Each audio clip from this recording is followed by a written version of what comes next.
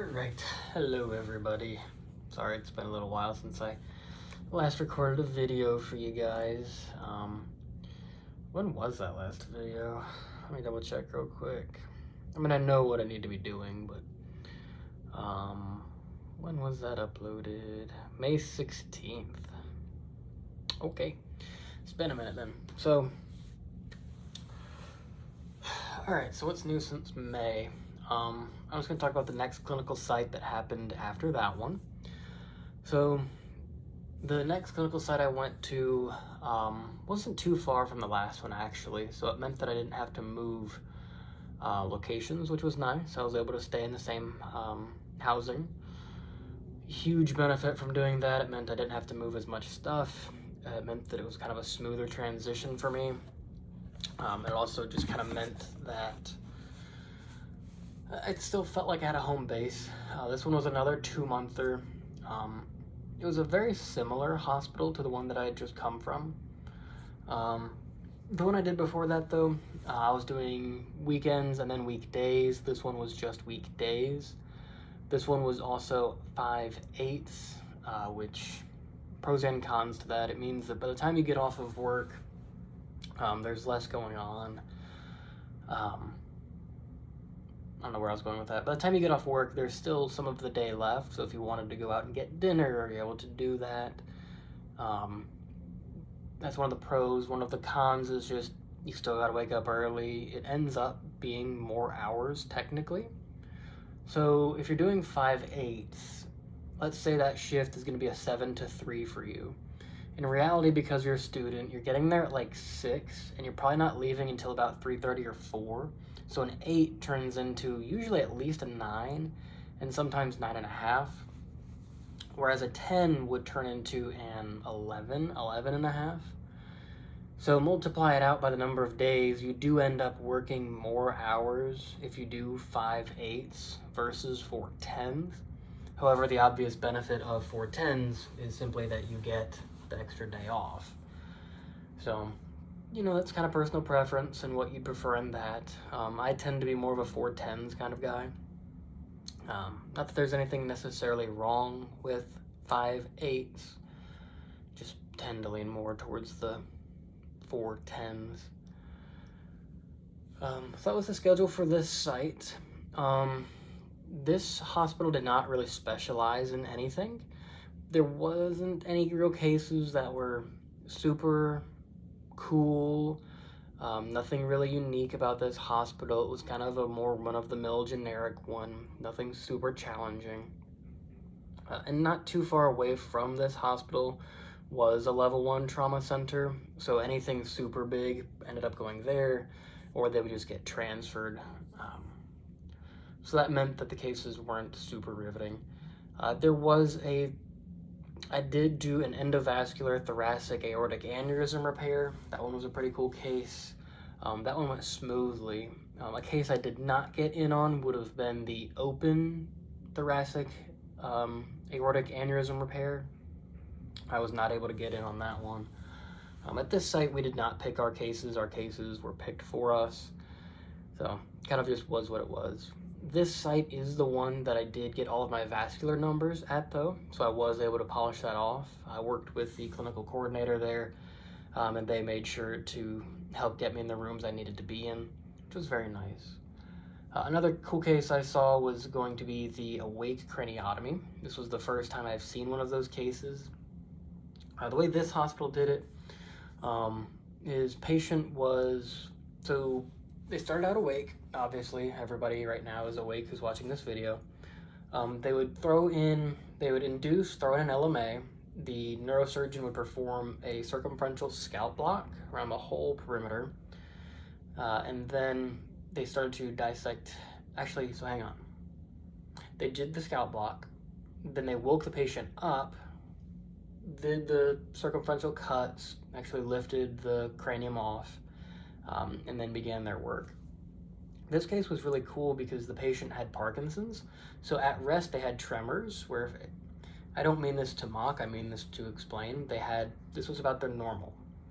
So once the electrodes were inserted, they would start to program. So the neurosurgeon and the tech the device rep, I suppose, would program in different, I can't remember specifically, I was told it was different frequencies. I haven't looked into it since. But they would adjust different things, and you could watch the tremors go from this, and they just go down a little bit. And at the end of the case, when they would turn on the device, it was just like flipping a switch. It was going from here to this, from here to this, just like that. And that was a really cool case to be a part of. I didn't start that case, which is why I'm a little bit iffy on how it started. I did ask about it, and I do have it written down, but I'm away from that sheet of paper at the moment. So I don't have much information I can provide on that specifically. This place is pretty well known for outpatient orthopedics. They have a pretty good field for that.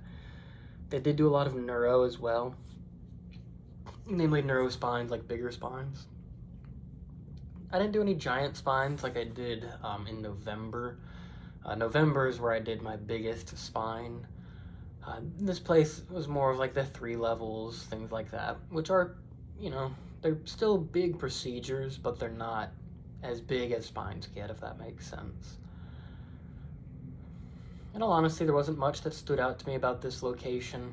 Everybody was very nice. I kind of befriended some of the people there, which was obviously great to have. A few of them let me use them as references in terms of, hey, if you need anything, let me know, or yeah, if you need a letter of recommendation, just give me a call. So those were really nice people. Now, my favorite thing about that site would probably be the people. One thing I found funny about this site, though, is the ORs are split between 2nd floor and 3rd floor.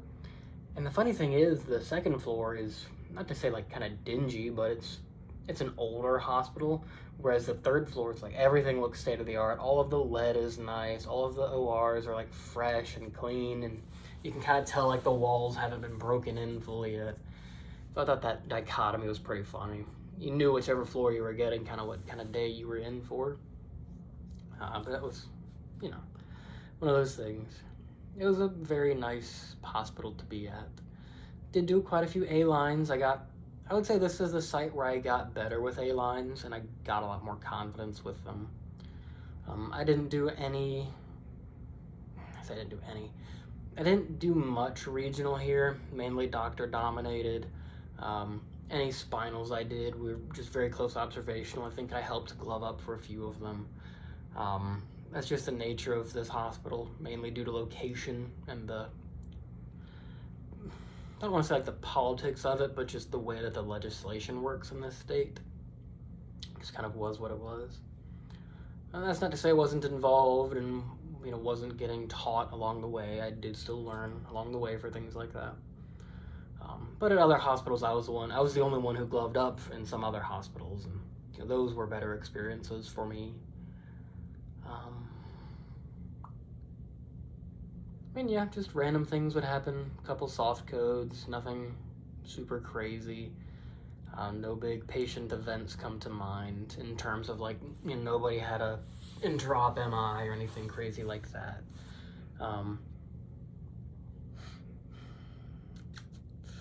Nothing super crazy. It was just kind of a plug and chug hospital, and you know, there's nothing wrong with that, obviously. I definitely enjoyed my time there, but there's just not a ton for me to say about this hospital in particular, so. At this point, though, I was really ramping up for boards. I was studying pretty much every single day at this point. I was starting to do more independent study. I was really going through old notes. I was really focusing in because when this site ended in May, the very next week I was taking boards. I'm going to talk more about that in the next video, but that was kind of the mindset I was in, just gearing up for boards. I felt like I had almost no free time because anytime I had that was free, I was studying for boards at that point. I was probably putting in about 2 hours, 3 hours a day. Just tough, but I mean, you do what you gotta do type of thing. Just no way around it, so. Yep, just didn't want to be the one who got caught out by boards. It happens to people. There's no shame in being the one who doesn't pass, but I wanted to make sure that I had a good first time. So, I was starting to get a little burned out at this point. Nothing too crazy, but it was starting to set up a bit more. Just felt so mundane. Just repetitive, day in, day out, same thing over and over again. But I was learning to chart more. I was picking up their charting system. It's not the one I've been used to the most, but I was getting the hang of it more and really taking a lot more ownership over what I was doing, which was nice. At this site, I was also pimping the preceptors a lot. I would ask them a ton of questions because I was gearing up for boards and I was trying to be ready for anything. So, overall, it was a good month. The main thing I enjoyed was the people. Cases weren't super exceptional, but all the preceptors were very nice. So, no complaints. But I mean, anyways, I'll make this a little bit of a shorter video. So, sorry for the delay, but I'll catch you in the next one. Have a good one. Bye.